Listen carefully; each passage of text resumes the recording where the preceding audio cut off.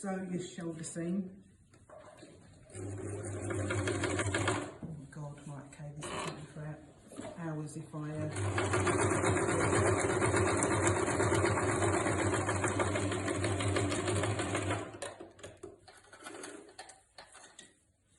Okay. So,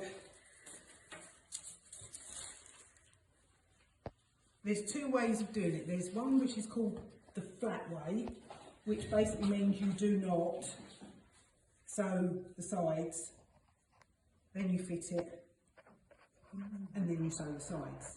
Yeah? Which is easier. Excuse my language. Yeah. So I'm going to do the harder one. So I'm just going to sew the side as well.